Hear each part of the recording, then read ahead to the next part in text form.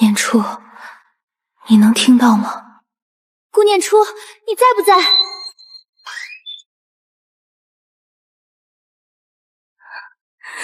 闺蜜没了，工作没了，倒欠公司10万违约金，余额剩200块。老天爷，你对我也太狠心了吧！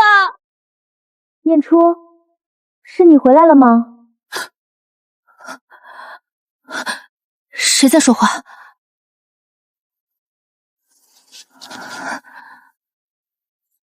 我是明堂啊！明堂，你别吓我，我可是你最好的闺蜜。顾念初，你个胆小鬼，我没死，我只是穿到另一个世界了。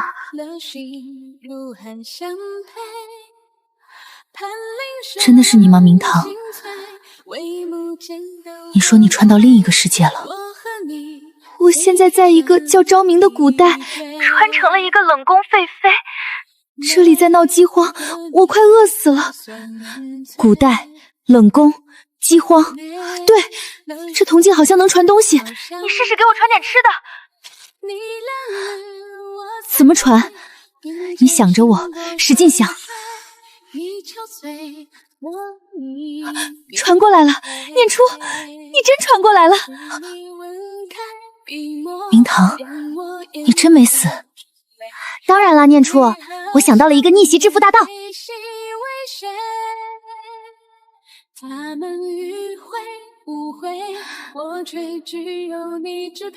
先给你传这些。你刚才说那个致富大道是什么？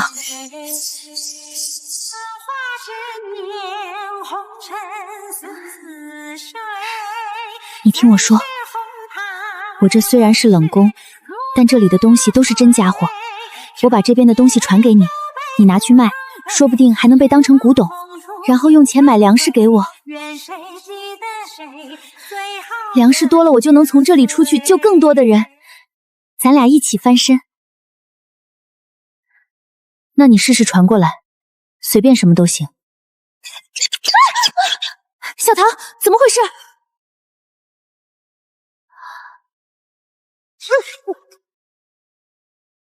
夜壶，冷宫里能翻出碗和夜壶，已经很不错了，好吗？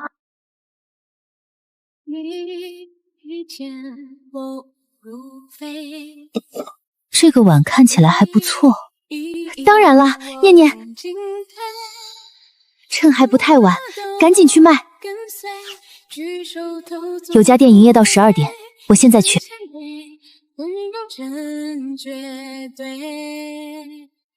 明堂，你等着我，肯定等你，小心点，别被坑了。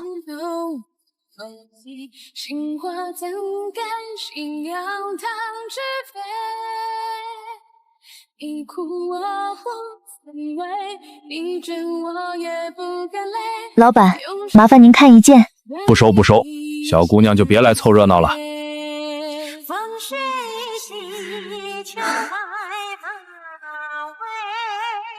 老板，打扰了，我这里有件东西，您看看。小姑娘，这么晚了还不回家？您先看看这个。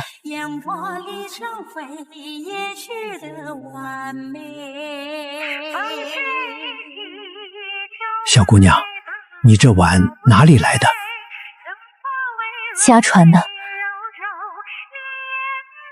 你家是做什么的？种地的。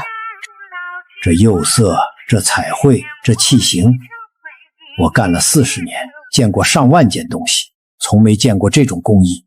这东西貌似不属于任何已知文明。1万，我给你1万。1万，这钱也太好赚了吧！念念，你在哪儿？我好饿。不签，那你别给我干了。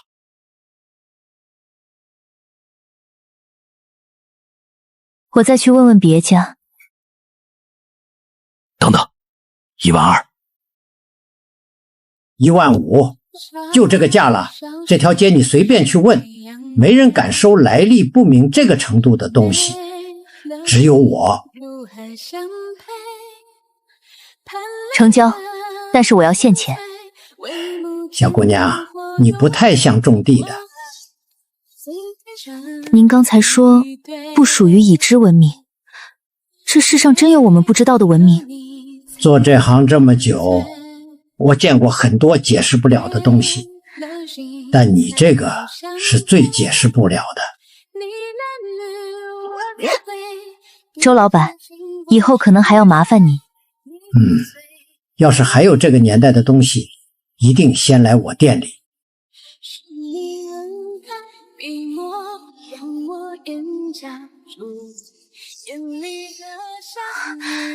明堂，15000块。多少？我擦，念念你太牛了！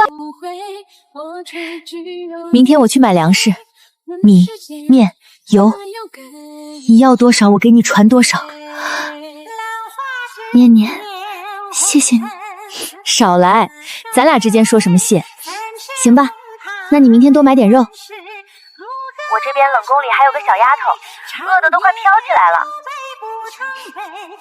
好，你早点睡，明天一早我就去。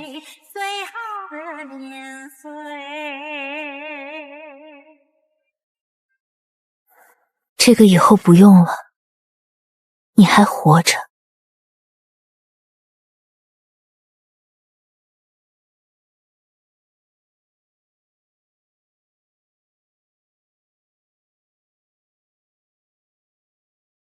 娘娘，您说真的有人会给咱们送吃的？放心，你就等着吧。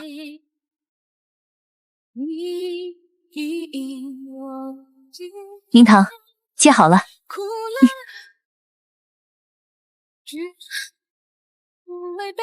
娘娘，您是神仙吗？当然不是，但我有一个比神仙还牛的闺蜜。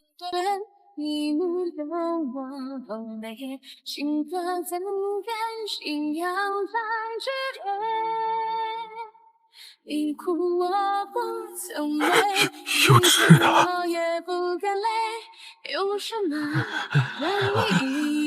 拿去，1人1碗，不够还有。娘娘，娘娘是良神下凡，是良神娘娘。有锅的自己回去煮，没锅的来这儿。我这儿有粥。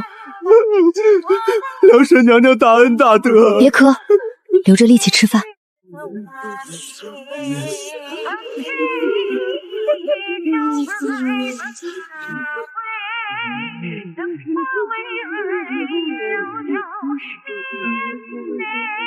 干什么呢？干什么呢？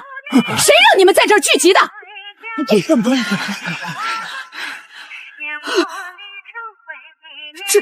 这是哪里来的？我变出来的，不行吗？你这个狒狒，你哪里弄来的粮食？偷的，抢的！给刘嬷嬷。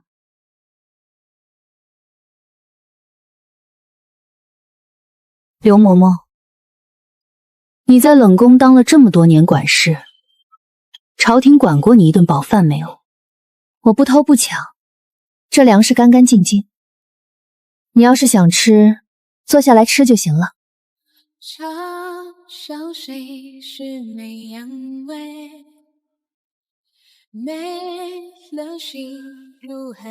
念念，今天有20多个人来领你，有个老头喊我良神娘娘，我差点呛着。良神娘娘还挺适合你的，这哪适合了？我之前就是个送外卖的。不过念念，我把粮食分出去的时候，那种感觉简直不要太爽。你那边粮食还够多久？省着吃能撑1周，但是来的人会越来越多。那就继续买。你那边稳住人，我这边继续卖东西。你上次那个碗卖了之后，老周还在等着下一件。行，我把冷宫再翻一遍。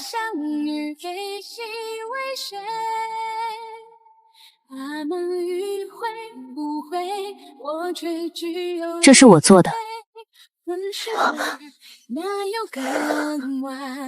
顾念初，你不是离职了吗？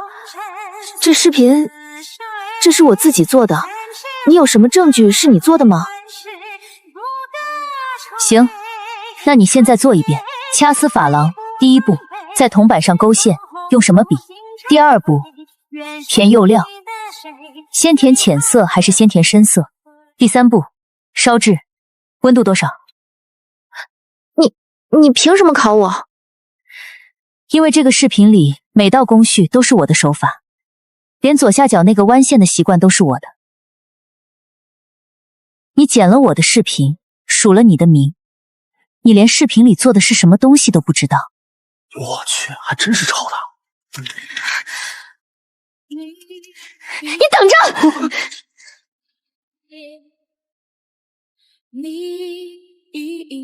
我懂敬佩，苦乐都跟随，举手投足。离职手续在1楼办，不用上来。我来签最后一份文件，顺便告诉你，小王署名的那个视频是我的。你有什么证据？我今天来不是为了证明给你看，我是来告诉你，你合同里写所有作品版权归公司，但你留不住能做作品的人。小王做不出第2条视频，你去找下一个顾念初吧。顾念初，你最好想清楚，这个行业不大，你今天这样跟我说话，以后还想在这个圈子混？这是我的新账号，第1条视频还没发，但我会发的，用我自己的名字，不靠任何人，只靠我的手艺。赵总，那个合同你最好收好，以后会有人想看的。谢明堂，朝廷来人了，说是有人举报你在冷宫聚众散粮，扰乱宫规。聚众散粮，这些人快饿死了，我不给他们吃的，他们明天就死在你门口，那样就不扰宫规了。哼，这不是我说了算。总之上面要查你的粮食来源，你是不是偷了御膳房的东西？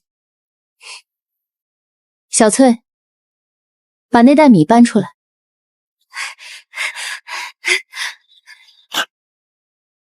这是我自己的粮食，不需要偷。至于怎么来的，你们可以理解为我有一个朋友。什么朋友？一个你们永远也见不到的朋友。刘嬷嬷，这袋米送给你们，拿回去交差，就说谢明堂的粮食干干净净，来路清白。如果再有人来查，让他们自己来找我，我当面变给他们看。收起来。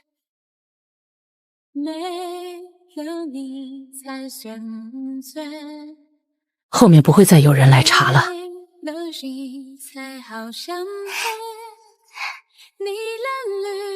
你那边怎么样？打发了，送了一袋米，以后没人来了。你那边呢？赵鹏程放话让我别想在这行混，让他放。咱自己有手艺，怕他？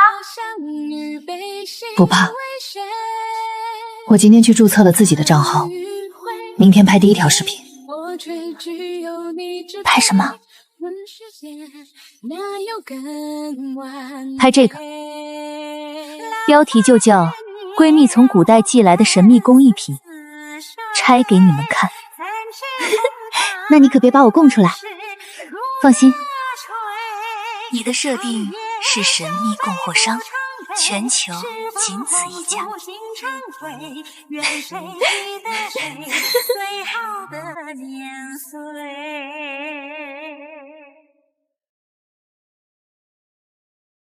大家好，我是念初。今天不教做手工，今天给你们看一件东西。这个香炉不是现代仿品，你看这个铜制，这个包浆，还有这个纹饰，这是掐丝工艺的古代做法，现代机器做不出来这种不规则的纹理。我也不瞒你们，这东西不是我做的，是一个朋友从很远的地方寄来的。他说这个东西有几百年的历史，上面这个铭文不属于任何已知的文字体系，甲骨文不是，楔形文字不是，古埃及圣书体也不是。我问过几个搞文字研究的朋友，没人能认出来。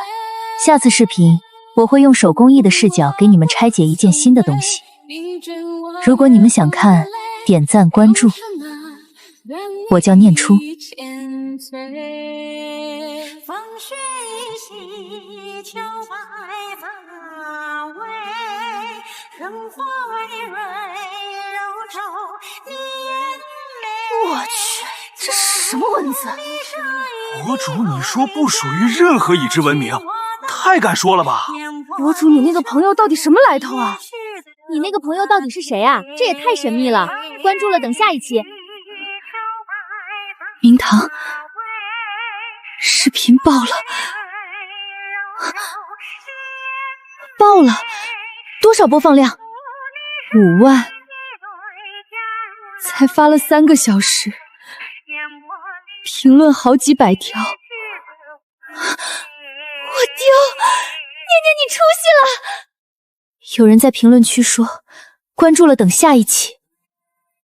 明堂，之前我发视频，评论区全是公司买的水军，这次全是真人。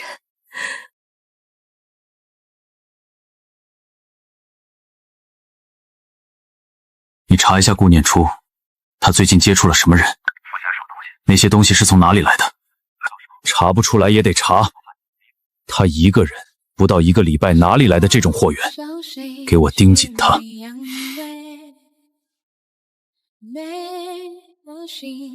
念念，我今天又收了几个机密。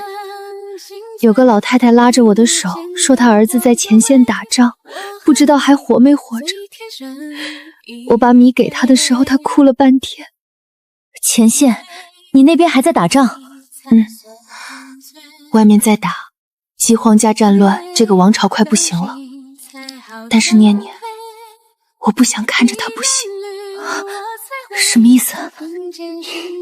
我想多做一点，不只是给冷宫门口那几个人发米，我想把粮食送到前线去。那边当兵的也在饿肚子，他们吃饱了才能打仗，打赢了，这个王朝才不会灭，这里的人就不会继续死了。那需要的粮食就不是几10袋了。我知道，所以我这边也得想办法，不能光靠你给我传。冷宫里能卖的东西有限，我得想办法出去，出去才有更多东西。那个香炉卖不卖？明堂，你尽管想办法出去，粮食的事交给我。视频火了，以后东西会越来越好卖。你那边要多少粮，我给你弄多少粮。念念，咱们上辈子是不是一起救过银河系？不知道，但这辈子咱们肯定要一起干一件大事。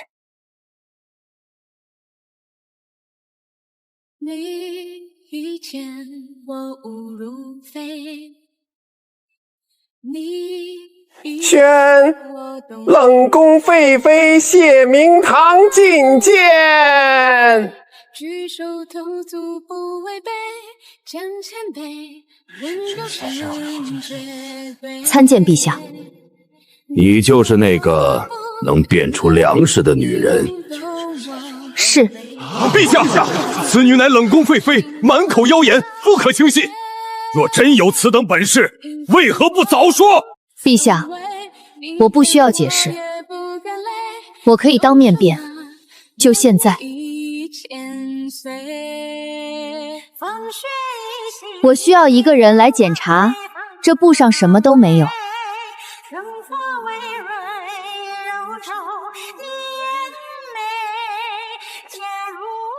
回陛下，确实只是一块普通的布。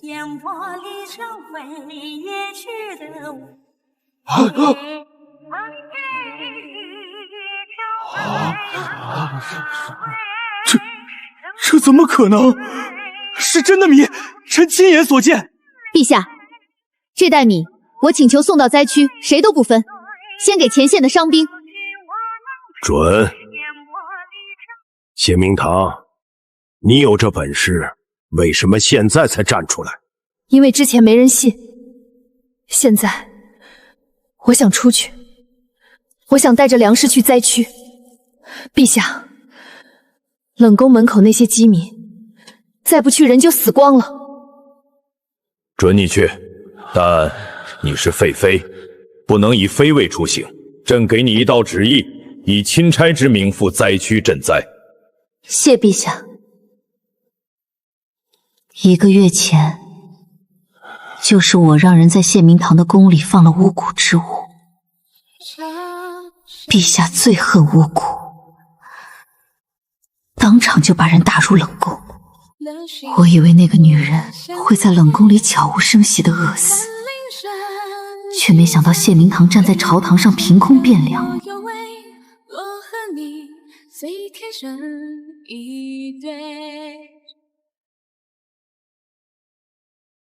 梁神娘娘，梁神娘娘，去告诉他们，我不走了。我带着粮食去前面等他们，让他们跟着来。念念，我要开始干大事了。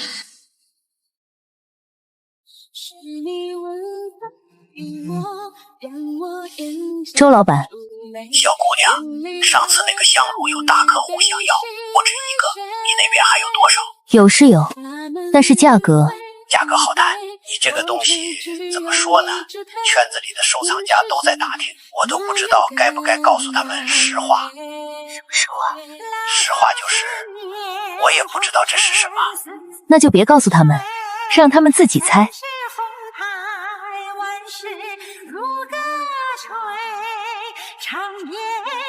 明堂，你那边到底还要多少粮食？尽管说。今天给你们拆一件新的，这件东西的来历我不能说，但它的工艺我可以给你们讲明白。你看这里，簪刻工艺，用的是簪子和锤子，一刀一刀敲出来的。现代机器翻模的东西，纹路是标准的、均匀的，但这个每一刀深浅都不一样。卖假货，骗子，举报了！装什么专家？一看就是义务进的。有人说这是义乌进的。行，我现在做一遍给你们看。掐丝珐琅、勾线、填釉、烧制，全套，不剪辑，直播做。这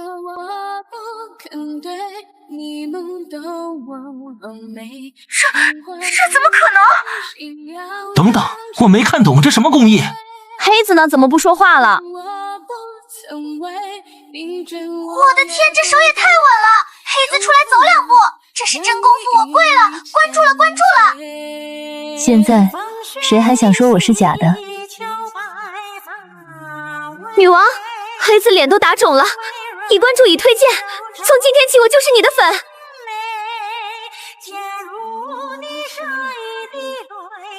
回到刚才那个烛台，它不是假的，它不是义乌进的，它来自一个你们都想不到的地方。下次直播我会再拆一件，想看的话关注。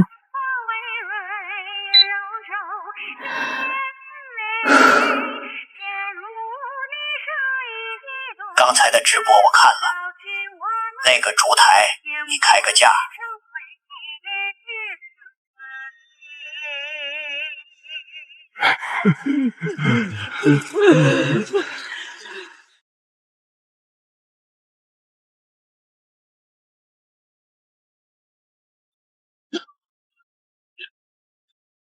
粮草到了没有？将军，朝廷已经2个月没有运粮过来了，探子说下一批还要半个月。半个月，我们的兵还能撑几天？有人来了，一个女人带着好多粮车。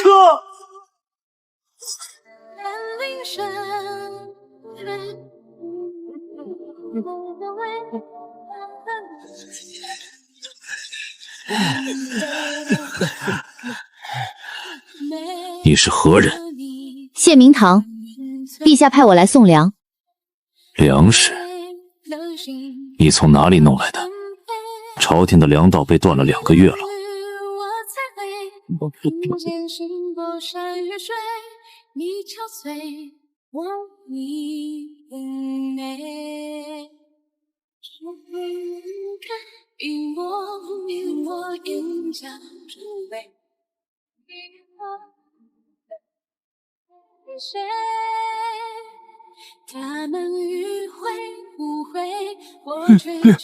粮食，真的有粮食，是粮神，粮神下凡了！末将萧衍，谢姑娘救命之恩。不用跪，吃饱了帮我打仗。念念，今天我救了一支军队。军队？那个将军叫萧衍，长得还行。就是话太少。我说吃饱了帮我打仗，他居然就真的只回了一个是，一个字都不多。你那边越来越像回事了。是啊，所以我得多要点粮食。前线那座大营得我管饭，冷宫门口的饥民也得管。人越来越多，光靠你买的那点儿，流水一样就没了。我刚卖了那个烛台，3万，明天全部买粮，你那边尽管用。念念，你还记得咱们小时候在后山挖铜镜那天吗？记得。你说挖出来的宝贝要一起用一辈子。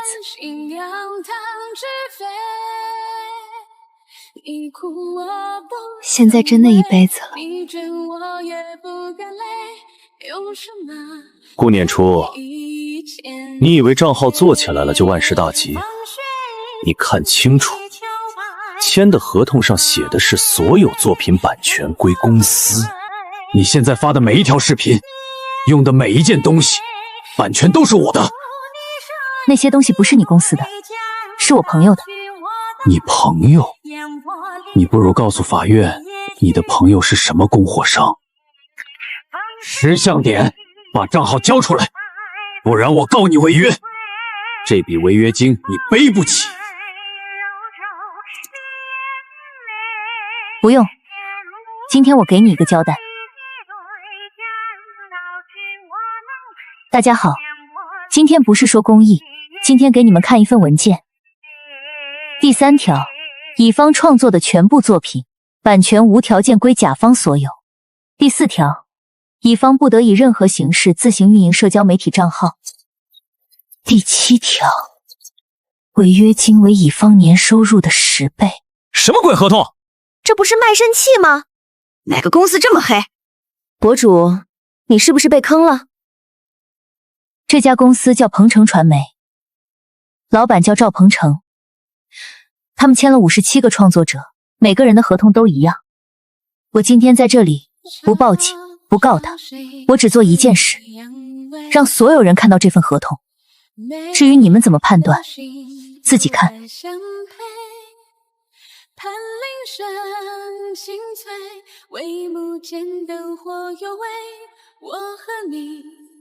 我看了你的直播，我也签了这份合同，谢谢你。3年前我被他坑了10万，今天终于有人站出来说，谢谢。我手里也有他的合同，如果你需要，算我一个。明堂，今天我把赵鹏程的合同公开了，可能有人会来查我，但你放心，我不会让人摸到你这边的。不怕。谁来查，你就让他来问我。就是不知道他敢不敢穿越。这批赈灾粮按市价5倍，你要多少？5倍也太高了，现在城里都闹饥荒。正因为闹饥荒才值这个价，你不要，外面有的是人要。大人，不好了，那个谢明堂带兵来了，还有一大群饥民。带兵？哼，他带兵来本官府上干什么？赈灾粮又不在我这儿。把门锁好，从后门出去。谢钦差这是做什么？这是朝廷赈灾粮仓，种地。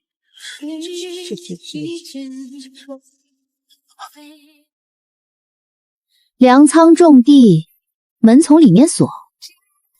王大人，你是不是在里面放了什么东西？钦差说笑了，这是规矩。有人在码头看到你的管家装船11车粮食，船上登记的货物是私粮，但麻袋上印的是赈粮2字。王大人，赈灾粮是朝廷拨给灾民的，你印着赈粮的袋子装的是私粮，往码头上运。萧将军，砸门。是。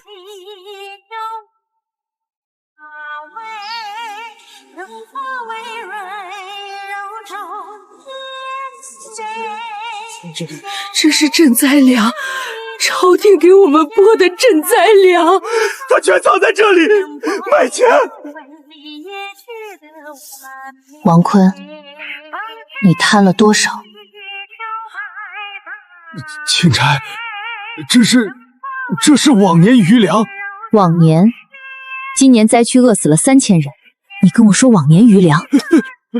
萧将军，把王大人带回军营看管，这些粮食全部封存，一粒都不许动。是。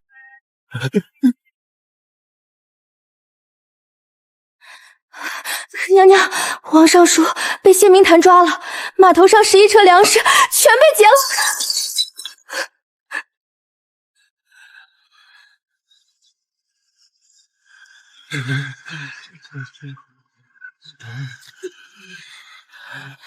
钦差大人，那粮食不是给我们的吗？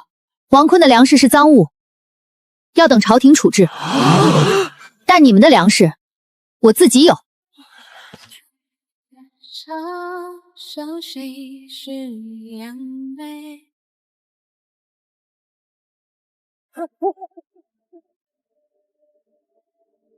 看铃声心碎，微不尽的火又为我们。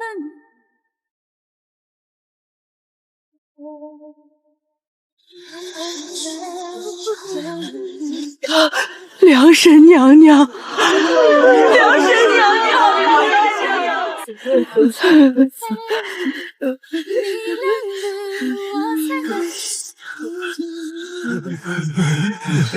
小野。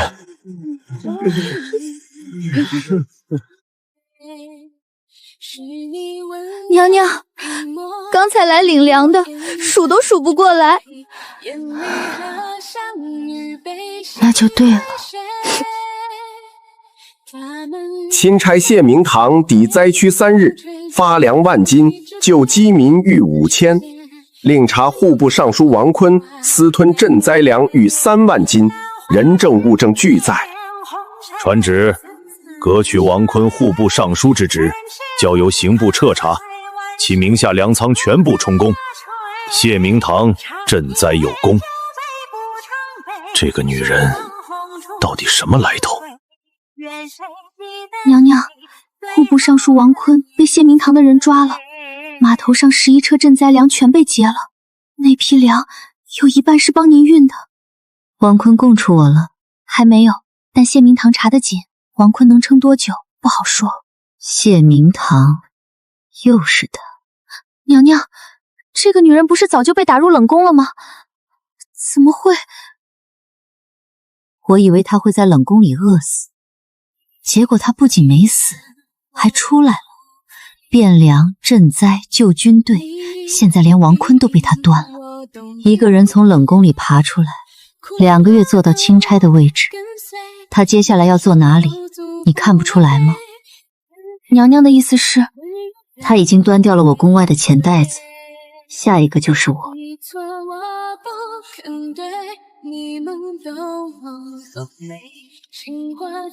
赵太医前段时间给我开的安神药，去把御膳房试菜的小安子叫来，别让人看见。谢姑娘此次赈灾，救了数千饥民。本宫听说你能凭空变出粮食，在座的诸位大人，有不少人亲眼见过。今日是庆功宴，不知谢姑娘可否再施神迹，让大家开开眼界？可以。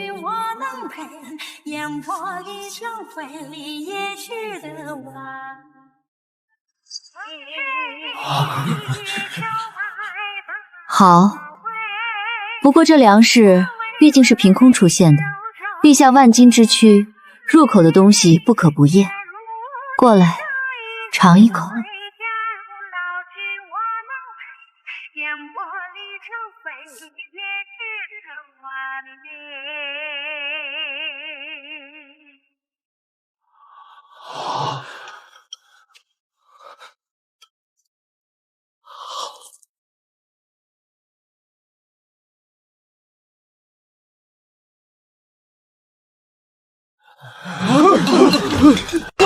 这粮有毒！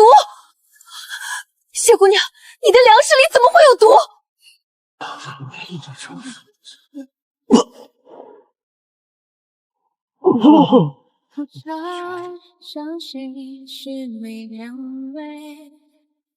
这袋米是我刚才当着所有人的面凭空变出来的，我自己吃了没事。小太监在吃我的米之前吃过什么，喝过什么？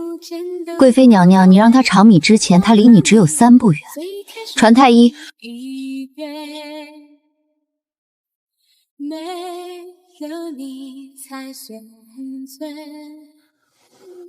陛下，这小太监中的毒，怕不是从米里来的，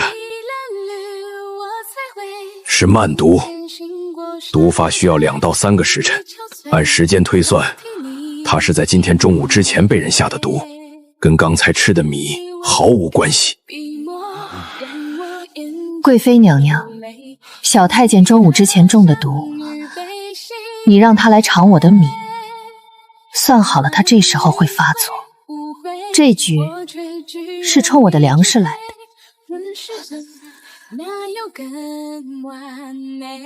陛下，宴会前1个时辰，老奴看见沈贵妃身边的大宫女把小太监叫走了，回来的时候，小太监嘴唇发白。太医查了？查了，那小太监不是生病，是毒，跟他中午之前被下的毒是同一个来源。下毒的是沈贵妃身边的大宫女，药粉在她房里搜到了。王坤刚倒，他又来，朕身边的人不是贪就是毒。传旨，沈氏以毒计诬陷朝廷功臣，即日起废为庶人，迁入冷宫，其身边涉事宫人交由刑部。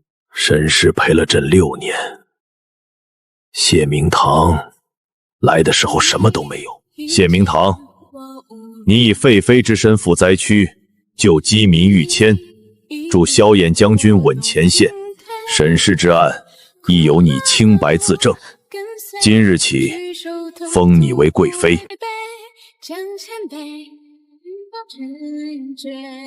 臣妾领旨。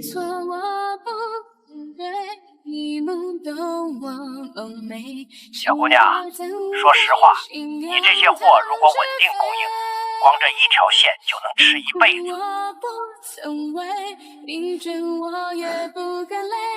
有什么让你一千岁？念念，我当贵妃了，牛啊你！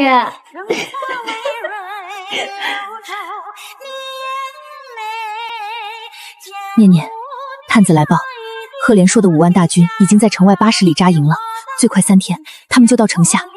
需要多少粮食？够城里守军撑1个月的量。够，你等着。念念，你哪来那么多钱？你给我的那些东西，我全卖了，还有预付款。念念，等我这边打完仗，我把整个皇宫里能搬的东西全给你传过去。那我可得给自己留几件好的。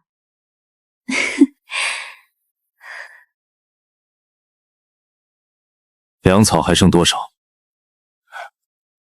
？3天，将军，3天之后，我们连粥都煮不出来了。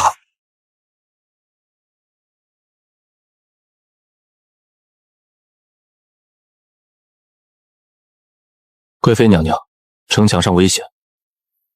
我知道，我来不是为了看风景。赫连硕分3路围城，北门、东门、西门。南门是我们唯一能通后方补给的路，但他的骑兵速度太快，我们只要出城运粮，就会被劫。不用出城运粮，粮草的事交给我。萧将军，你只需要做一件事。请讲。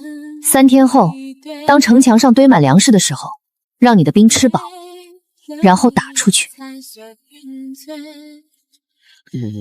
没了心才好像黑，你了绿我才会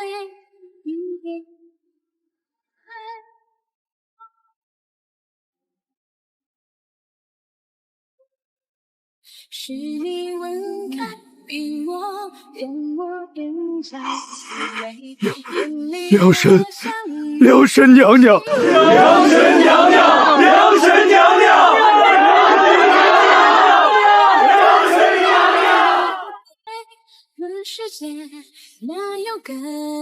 已经打包好了，明天寄走。念念，城墙上堆满了，整个城都在喊梁神娘娘。念念，你听到了吗？全城都在喊。听到了。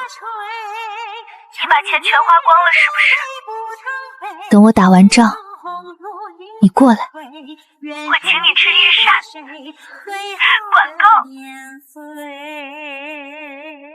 赫连硕吃了上次的亏，现在他把粮草分成了3处存放，每一处都派了重兵，想打他的粮很难。硬碰硬的话，我们的兵只有他的1半，正面打撑不过3天。不打粮，骗他。萧将军，城里有多少辆板车？板车？运粮的板车，空的也行。你们今晚做一件事，把城里所有板车集中到南门，上面堆干草，外面盖粮布，从远处看，要像一车一车的粮食。娘娘，干草看着像粮，可是没分量啊。不用分量，要的是火把从后面照过去的影子。赫连硕的探子在城外，离得远，他们看不到车上装的是干草还是粮食，但他们能看到几十辆粮车从南门运出去。你要让赫连硕以为我们在转移粮食？对，而且是往南转移。南边是通往朝廷粮仓的官道，他看到粮车往南走，会怎么想？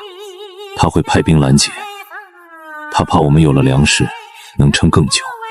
他派兵去劫南边的粮车，哪里的兵力就会少。北门，他的中军大营。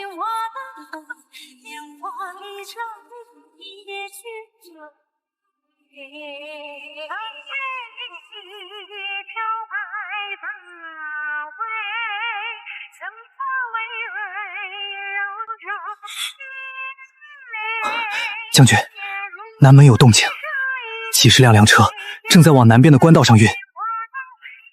半夜运粮，但昭营城里的粮草不是早就该断了吗？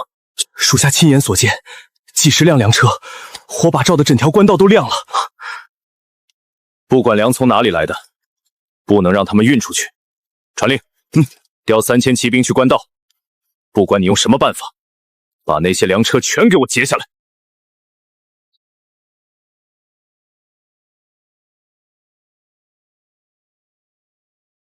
南边官道离北门大营起码要1个时辰。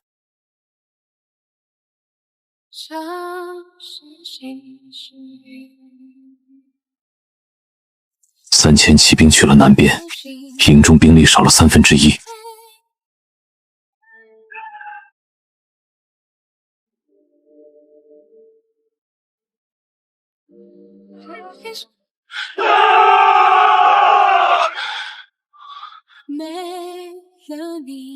中计了。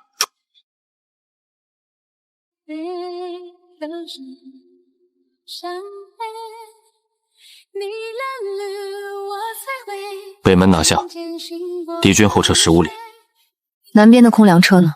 安娘娘说的，赫连硕的3000骑兵追到官道，发现了一堆板车和干草，粮布堆在路边，上面压了一块石头，石头底下有张字条。字条？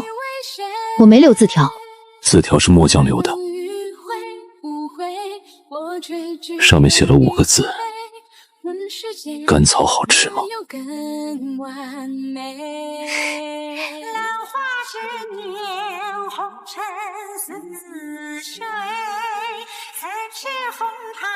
明堂，钱到了，30万。我去，念念你发了！不是我发了，是我们发了。你缺什么尽管说。我缺一个能帮我写字的，这古代的字太难写了。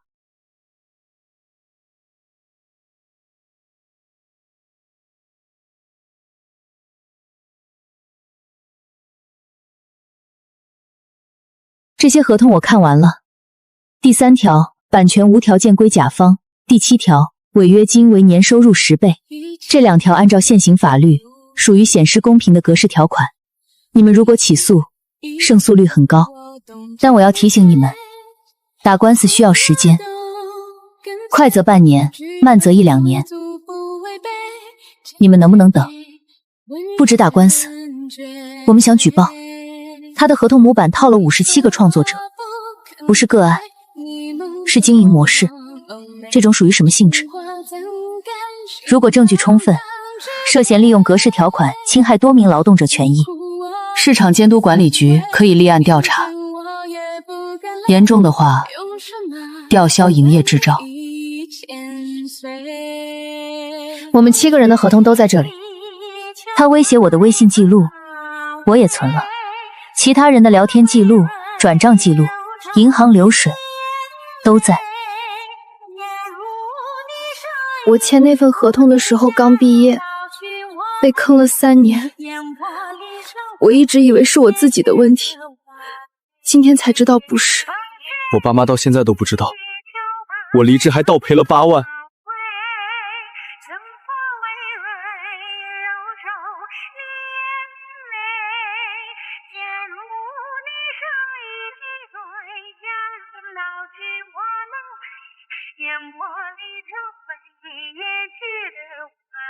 小姑娘，市场监管局那个公告我看到了，鹏程传媒被吊销执照了，赵鹏程3年内不得担任企业法人。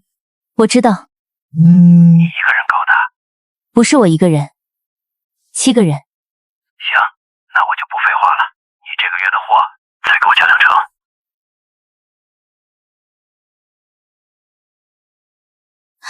念初姐，市场监管局公告下面有人问我们能不能接其他受害者的案子，我回什么？回，可以，让他们把合同发过来。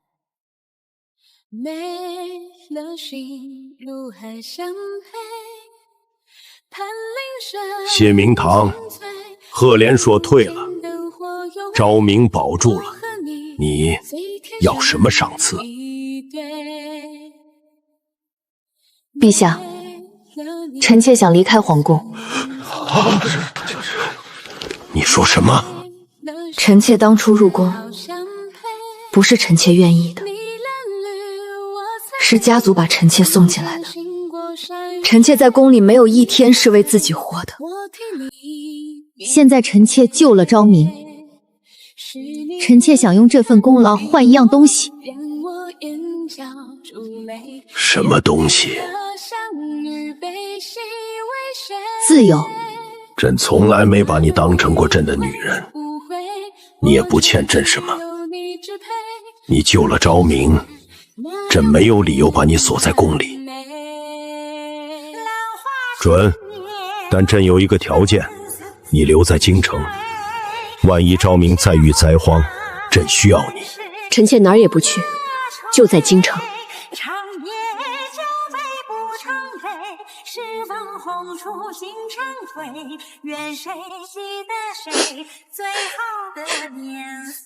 哭什么？又不是见不到了。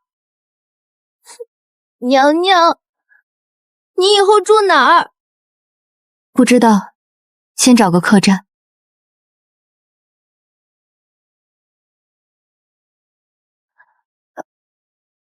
萧将军，你怎么在这儿？末将已经不是将军了，今早递了辞呈，陛下准了。为什么辞？打了12年仗，够了。况且，京城里多了个没有住处的女人，末将怕她被人欺负。你一个打了12年仗的将军，来给一个废妃当保镖。你一个人救了一座城，末将一个人守你一个，够了。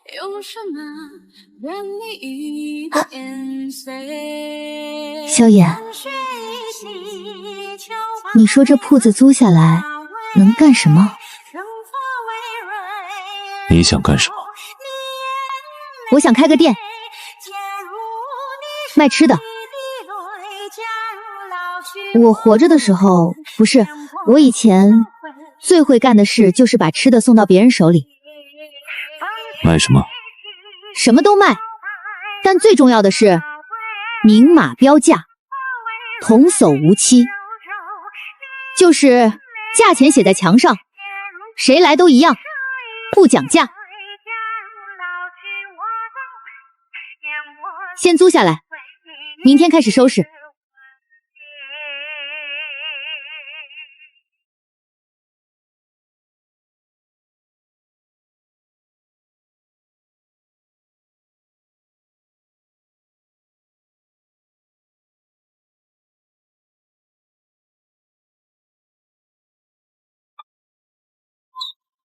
哎，这价钱写死了，不能讲。不能，墙上写多少就是多少。来碗面。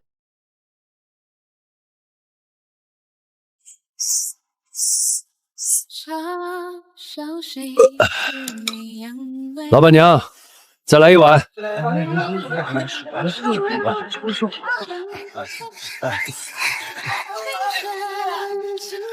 这家店不讲价，但是东西是真的好吃。也不知道老板娘哪里学的手艺。听说她以前是宫里的，后来自己出来的。宫里的人出来开面馆。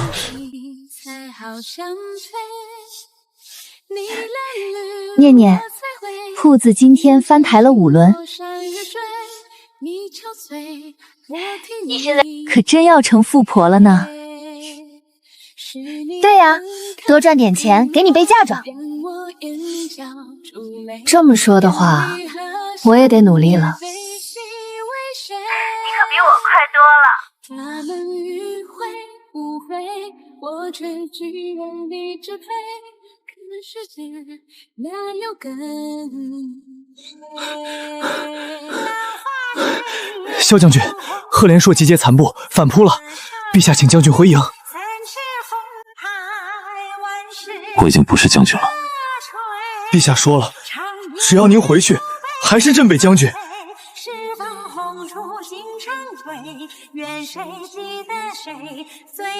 去吧，你打了12年仗，不是为了在铺子里劈柴的。这间铺子，等你打完回来，我还开着。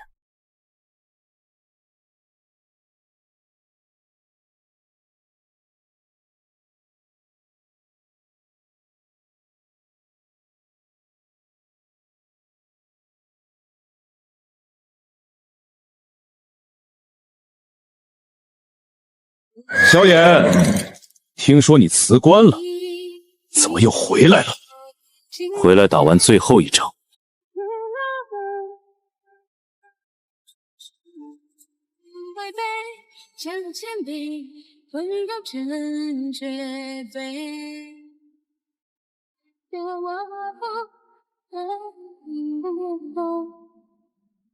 天涯怎甘心呀？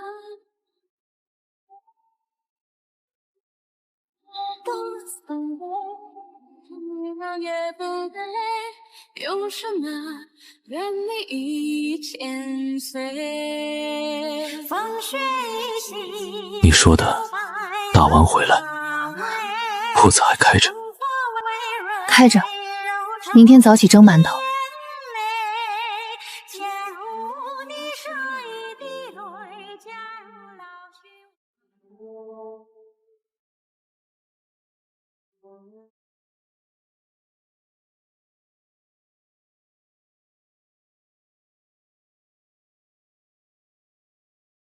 怎么这么烫？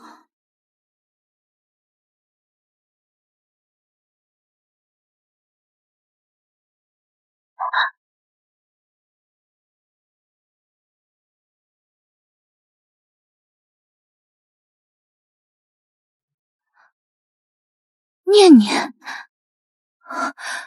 明堂，我看到你了。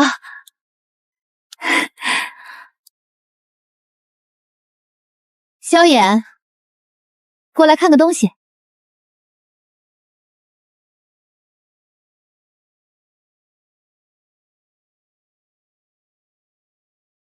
这是我闺蜜，我跟你说过的，那个帮我变粮的人。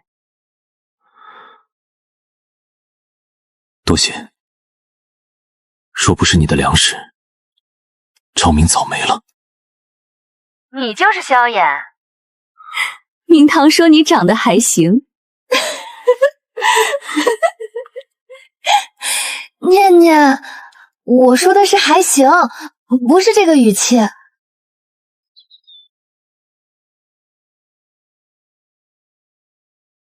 明堂，我到了。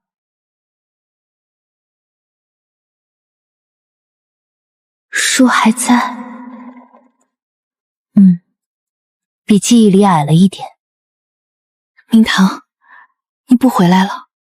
不回了。念念，我在这边有个铺子，有个人天天帮我劈柴，有小崔帮我端盘子，我觉得这里就是我的家了。但你能过来，这门随时开着。行，下次我带火锅底料过去。你那边灶台够大。